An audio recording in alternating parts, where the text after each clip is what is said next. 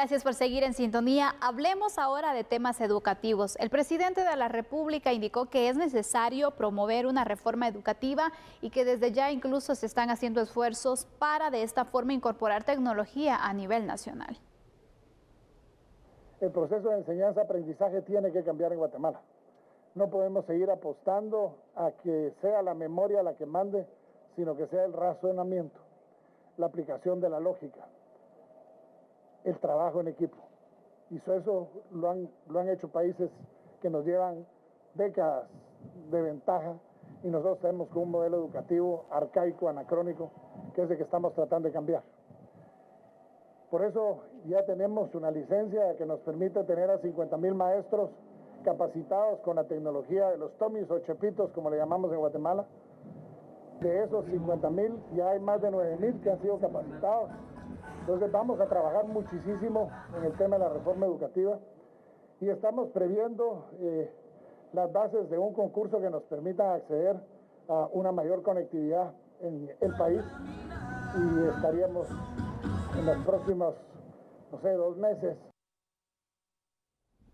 Y es completamente cierto que una de las grandes prioridades del Estado guatemalteco es la educación. Por favor, comparta con nosotros los siguientes datos que usted va a ver en su pantalla. Y es que, Sandy, realmente diseñar una reforma educativa para la nueva normalidad al COVID-19 es una prioridad también del Estado guatemalteco. De hecho, hay que mencionar que ya el gobierno tenía contemplado, antes de la pandemia, dentro de sus ejes prioritarios de trabajo, la reforma educativa. Consecuencia del COVID-19, esta reforma ya planificada sufrirá cambios orientados a combinar clases presenciales con el uso más intensivo de la tecnología. Como ejemplo de esto podemos mencionar el dispositivo electrónico denominado TOMI o más comúnmente Chepito, el cual pretende sustituir la impresión de libros optimizando el uso de los recursos, ya que se trata de un pequeño dispositivo que es una pantalla virtual en la cual las aulas de clases con los alumnos podrán tener allí proyectado cada uno de los contenidos en cada una de las materias, evitando pues así el gasto en eso y uno supondría, ¿no? Pues invirtiendo en remozar escuelas, en construir escuelas, en tener más maestros. Algo que mencionaba también el presidente es de que es necesario ir cambiando un poco la metodología, el proceso de enseñanza-aprendizaje, porque ya no se debe priorizar tanto el hecho que el alumno aprenda de memoria todas los procedimientos, efectivamente, porque obviamente está comprobado que mientras más los pones a que lo aprendan de pe a pa, como decimos comúnmente, obviamente eso después ya se les va a olvidar. Es necesario ir incorporando otros factores, como por ejemplo el razonamiento, que era otro de los puntos que trataban y que obviamente tiene que ir encaminado a este punto. Yo creo que es muy importante y es necesaria, Julio, la reforma educativa. Definitivamente, una reforma educativa que nos lleve a una educación más por competencias, más por el análisis, más por un método inductivo, algo ya también combinando no solo lo presencial, la distancia también, sino que la tecnología en las aulas. Y esto es muy importante porque usted no me dejará mentir, cuando era pequeño y tenía algún acto cívico, alguna exposición y aprendía de memoria eso que iba a decir, se lo aprendía para el siguiente día, pero la siguiente semana ya se le olvidaba la mitad de eso que usted aprendió de memoria, ¿no? Que es la peor de las formas en las cuales se puede enseñar y que todavía se utiliza en nuestro país. El alumno debe estar consciente que el aprendizaje no es para el momento, no es para ganar un examen. Por eso esta reforma educativa tiene que ir orientada a que sea algo que el alumno de verdad pueda captar en su mente, grabarlo en la mente, en el corazón, para la vida, porque al final de cuentas en algún determinado momento le va a servir ese conocimiento adquirido. Que lo pueda poner en práctica, Julio, porque obviamente hay que actualizar esos conocimientos y esa forma también de poder llegar a los mismos, porque sabemos que estamos en otros tiempos donde la tecnología, por ejemplo, es una de las prioridades, es decir, ahora la tecnología nos puede ayudar a nosotros en mucho y que obviamente si nosotros no estamos al tanto de cómo manejar las nuevas tecnologías, vamos a tener pocas oportunidades para poder optar a un trabajo, por ejemplo, y en realidad la educación lo que busca es eso, preparar para el futuro a un estudiante. Definitivamente que sí, ante un mundo tan competitivo y algo que hablábamos con unos buenos amigos esta tarde, una verdadera aldea global, pero también verdadera aldea virtual interconectada. Si no enseñamos ese tipo de competencias a la juventud, que al final de cuentas no solo termina siendo nuestro futuro, sino que en nuestro presente representa el 33% de la población y tenemos que prestar una atención debida a estos temas educativos, bueno, entonces si no, Guatemala seguirá quedando rezagada dentro del concierto de naciones. Definitivamente. Y también hay otro factor muy importante, porque estamos hablando entonces del tema de las nuevas tecnologías, la incorporación de los mismos, eso es muy importante, pero también no se nos tiene que olvidar que primero, para llegar a ese punto, hay que dotar a las escuelas de insumos, de materiales, pero sobre todo también de los escritorios y demás, para que el estudiante también tenga unas condiciones dignas donde poder recibir clases. Ahorita estamos en pandemia, no hay clases presenciales, pero hay que prepararse también para cuando ya se pueda iniciar de esa forma. Un momento para aprovechar toda esa preparación, ¿verdad? Y entonces por eso veamos estos siguientes datos que van orientados precisamente a esto que estamos nosotros comentando acá. Ya se empezó a ver, Sandy, entonces, cómo a pesar de que no van a haber clases presenciales el resto de este año 2020,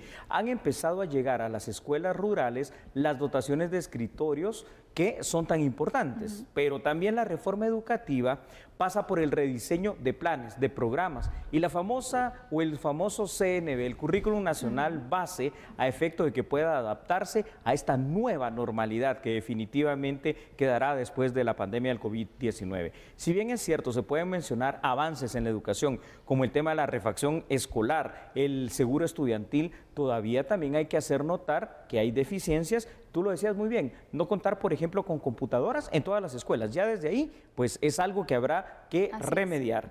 Estas medidas, estos cambios van a conllevar a preparar de una manera distinta a los maestros, que esa es la otra parte también, para que ellos puedan adaptarse a la forma, al dinamismo que la educación requiere actualmente. Utilizar todos los recursos posibles de la tecnología para que de verdad nuestros niños, nuestros jóvenes estén a un nivel alto, competitivo con el resto de niños de Latinoamérica y del mundo.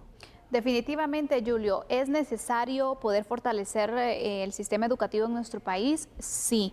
Obviamente también requiere de inversión, porque sabemos que obviamente hay recursos o hay pues implementos que se necesitan también adquirir, y es muy importante también que se busque como una prioridad el tema educativo. No porque estamos entonces en ese momento donde no están las clases presenciales, se va a dejar en el olvido, sino que se puede crear precisamente programas, pensar un poco más en este momento para que de esta forma los estudiantes cada vez salgan más capacitados, Julio, porque creo que al final también es necesario ir cambiando esa didáctica, que puede que no sea la que esté funcionando, porque yo no creo que hayan tan malos estudiantes. Los resultados de las pruebas que vemos, por ejemplo, matemáticas y lenguaje. Eso es dramático, ¿no? Nos dicen eso. Entonces, ¿será que son los estudiantes o es la forma en la que le dan los conocimientos? Son puntos también que es necesario ir modificando. En algunos casos sí serán los estudiantes, pero serán los menos. Lo que pasa es de que si a ti no te entusiasma, si a ti no te motiva. Si te ponen a memorizarte. Si te ponen a memorizar, o si te dicen, saque su cuaderno, le voy a dictar. Por favor, es siglo XXI. No estamos en el siglo XX que vamos a dictar y a copiar 3, 4 páginas, no. Aquí la situación es la utilización de todas las dinámicas, de toda la forma en que el maestro mismo, el docente, pueda inducir al alumno en la curiosidad, en la investigación. Y para ello ya no es necesario, por ejemplo, venir e ir a las bibliotecas como hacíamos anteriormente, escribir nuestros trabajos en una máquina de escribir literalmente, ¿no? Mecánica, sino que esto ya utiliza pues otro tipo de tecnologías, otro tipo de situaciones que si los demás lo tienen, por ejemplo, acá en las áreas urbanas, lo tienen que tener todos nuestros niños en las áreas rurales, tener el acceso a las computadoras, tener el acceso al internet, poder comunicarse con el mundo y tener toda la información que ahora es tan fácil obtener para de allí aprender, leer, deducir y entonces ya analizar. Bueno, esa es otra cuestión. Y olvidémonos de eso de dictar y olvidémonos de eso de memorizar. Sí aprender, más no de esa manera. Por supuesto, así que es necesaria la reforma. Es un proyecto que obviamente también se tiene que analizar muy bien, Julio, porque si se va a hacer la reforma tiene que ser de forma integral. Correcto. Y varios sectores también tendrán aportes. Las universidades han hecho también algunos proyectos. Es momento de incorporarlos y de llegar a un punto en común. Vamos a hacer una pausa en este momento, pero al regresar hablaremos de temas de seguridad. Claro que sí, entonces vamos a hablar de un tema que en seguridad se llama inteligencia. ¿Ah, qué inteligente, dirá usted? Sí, pero no, estamos hablando de anteponernos a los hechos criminales y delictivos. ¿Te parece? Por supuesto, regresamos enseguida. Así que, por favor, no cambie, solo recuerde que nosotros somos a la medida.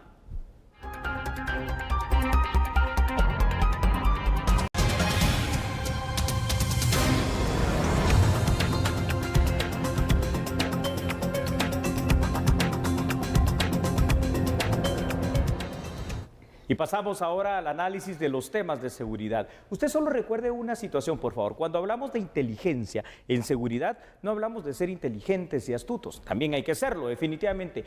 Hablamos del tema de saber, de averiguar, casi de un espionaje, le podría decir. ¿Pero para qué? Para adelantarse a los hechos delictivos, ¿verdad, Sandy? Definitivamente, Julio. ¿Y por qué lo estamos mencionando? Porque hace unos días se dio la alerta, precisamente por un trabajo de inteligencia, de que las pandillas rivales en nuestro país iban a tener un tipo de enfrentamiento. Y de hecho, se han logrado evitar ciertos ataques también entre rivales. Julio, que es muy importante porque recordemos que en ataques como estos, que pues suelen ser muy violentos, hay personas que no tienen nada que ver con esas pandillas, ¿no? Y que son víctimas colaterales. Esto es muy cierto, y en esto que tú dices, debido al trabajo de inteligencia policial, se lograron incautar armas, fusiles y prevenir estos ataques. Sin embargo, esta misma semana, en 2 de estos ataques no se logró tener la inteligencia policial pertinente, es decir, saberlo antes de que ocurriera, y 2 personas fallecieron. Por eso es tan importante la inteligencia en materia de seguridad. Y entonces vamos a ver estos datos, por favor, en pantalla, para tener el contexto más amplio. Uno de los 4 pilares de la seguridad nacional, Sandy, establecidos en la Ley Marco del Sistema Nacional de Seguridad, se denomina inteligencia de Estado. Hablar de inteligencia en el tema de seguridad, como ya lo dijimos, pero lo reiteraré, significa hablar de información. Eso es literalmente privilegiada que permita prevenir o evitar hechos delictivos, es decir, antes de que sucedan. El decreto 18/2008, la Ley Marco del Sistema Nacional de Seguridad, establece que dentro de este sistema existe o debe funcionar un subsistema denominado Subsistema de Inteligencia, que a su vez es coordinado por la Secretaría de Inteligencia de Estado, CIE.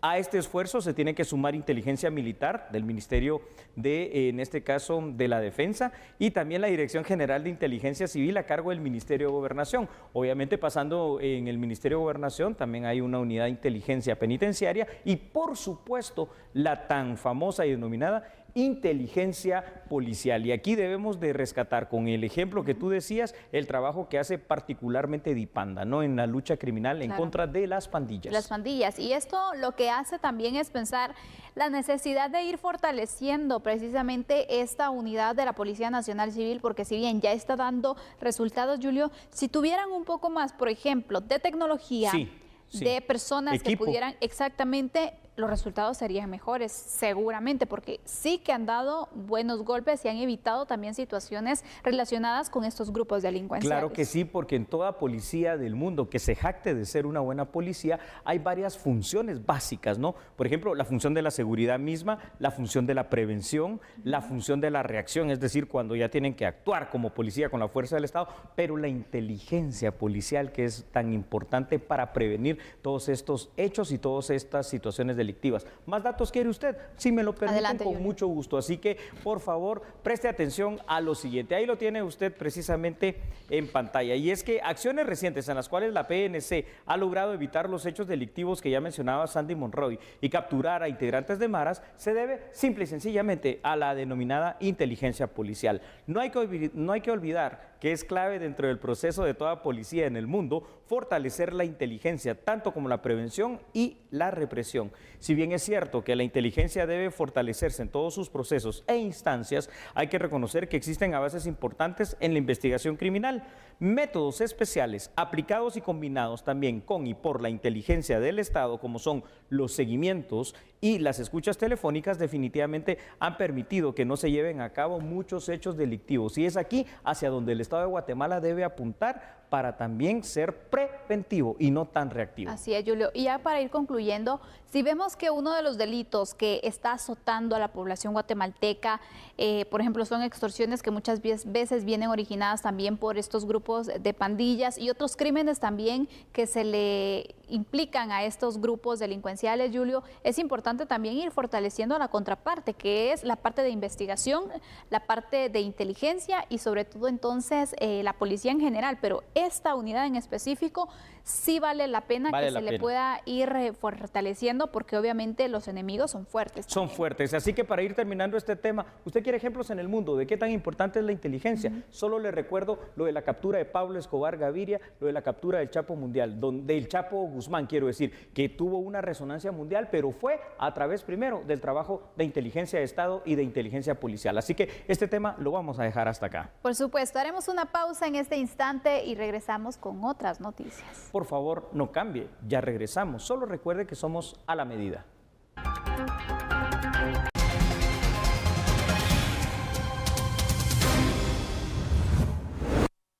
Y muchísimas gracias por continuar en sintonía de su programa A la Medida. ¿Se ha preguntado usted qué pasaría, a dónde los llevarían a los presidentes de los 3 poderes de Estado si llegan a enfermarse de COVID-19? Bueno, ya pasó con el presidente del Poder Legislativo. Pues hoy el presidente Alejandro Yamatei decía que tanto el Centro Médico Militar como el Hospital San Juan de Dios son los 2 hospitales designados para llevar allí a cualquiera de los 3 presidentes de Estado que presente síntomas de COVID-19. Vea la información. Nosotros tenemos preparados 2 lugares para tres presidentes de Estado. Tenemos 3 presidentes de organismos del Estado. Y se consideraron 2 lugares. ¿Por qué 2 y no 3? Porque por la ley de probabilidades es bien difícil que los 3 nos enfermemos al mismo tiempo. Yo en lo personal decidí estar en el Hospital San Juan de Dios cuando me dé. Si me da, yo decidí estar en el Hospital San Juan de Dios. No hay un lugar en el San Juan de Dios y ahí voy a estar. Es mi decisión. Se habilitaron 2 lugares. Uno para los 3 presidentes de organismos de Estado. Si acaso se le diera, teníamos tener un lugar. Se habilitaron 2. Se habló con el presidente del Congreso, se habló con la presidenta del organismo judicial y se les hizo ver hace semanas, tiempo atrás, de que iba a estar eso. Porque es una cuestión de seguridad nacional y es una cuestión de una jerarquía. Las autoridades de salud dieron a conocer que anularon la compra de 120,000 pruebas de antígeno para la detección del COVID-19. Julia Barrera, portavoz del Ministerio de Salud, indicó que esta decisión fue para modificar las bases del concurso e incluir un estudio clínico para correr la sensibilidad de las pruebas, es decir, para medir su eficacia. Se tiene previsto que en los próximos días se publique un nuevo evento de compra. Este es el segundo lote de 120,000 pruebas de antígeno que busca comprar el Ministerio de Salud, pues los hospitales y otras áreas tienen la facultad para realizar estas adquisiciones. En este evento que fue anulado se presentaron 7 ofertas. Las pruebas de antígeno se le practican a personas que tienen entre 1 a 6 días con síntomas, indicaron las autoridades. La Administración de Alimentos y Medicamentos de los Estados Unidos señala que estas pruebas de diagnóstico detectan rápidamente fragmentos de proteína que se encuentran sobre o dentro del virus. Señoras y señores, muchísimas gracias por su sintonía y a todos los habitantes de esta nueva Guatemala de la Asunción, pues mañana feliz día de la feria, ¿no? El único día de feriado. Eso sí, se va a celebrar el día lunes, pero el lunes aquí estaremos, Andy. Por supuesto, y también enviamos un saludo a los municipios donde también se celebra, especialmente Asunción Mita, todas las personas que extrañarán la feria y todas las actividades, pero también hay soluciones como la venta de platillos también a domicilio, platillos que son típicos de feria. La nueva normalidad, así que chao, muchas gracias. Que descanse.